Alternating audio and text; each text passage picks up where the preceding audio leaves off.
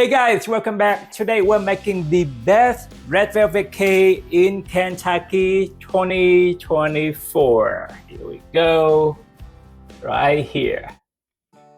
Let's do it.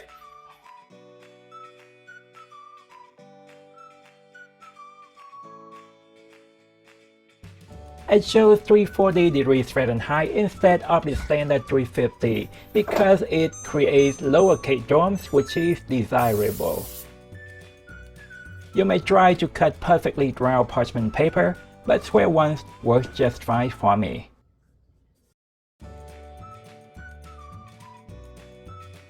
You can use either all-purpose flour or cake flour. I use all-purpose here just like for the state fair, because the judges didn't taste any cake until the third day after submitted, so moistness was more important than lightness.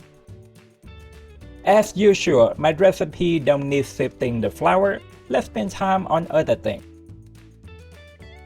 Do it like me, just dump all the dry ingredients in, no need gradually adding. Our good tasting cake later will justify this. Manually mixing a bit before running the machine can prevent flour from smattering. Now we just beat for 1 minute totally. We don't want too much gluten from it, right? Scraping the sides and the bottom of the bowl midway for a well-blended batter. Using a scale for accuracy so we don't end up with different dryness and texture between layers. A few taps to pop large air bubbles. Now bake for just about 26 to 30 minutes. If your oven doesn't bake evenly, definitely try to rotate the pan midway through. Look at that, perfect! If you find the cake isn't even on all the sides, uneven baking or unleveled flooring could cause that. I like to use a flexible spatula running around the edges. Can't be too safe, right? This tool is awesome! I love it! I find using it easier when the cake's still warm. A blue ribbon cake right there.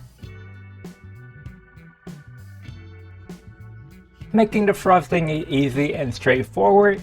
One thing to know is that the frosting will taste sweeter when eating together with the cake compared to it right now, so keep that in mind when considering how much sugar you want to add.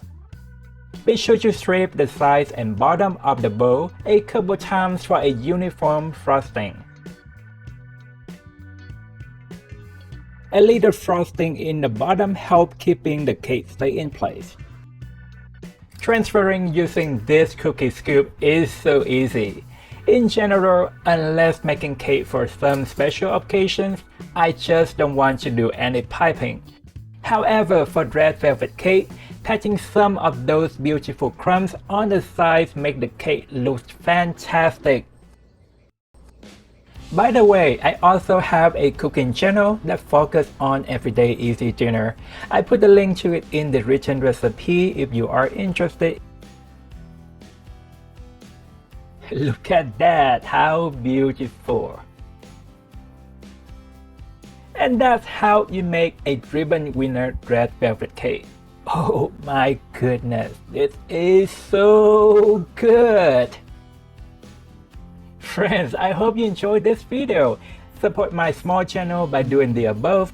Thank you so much. I hope you have a wonderful day. Bye bye.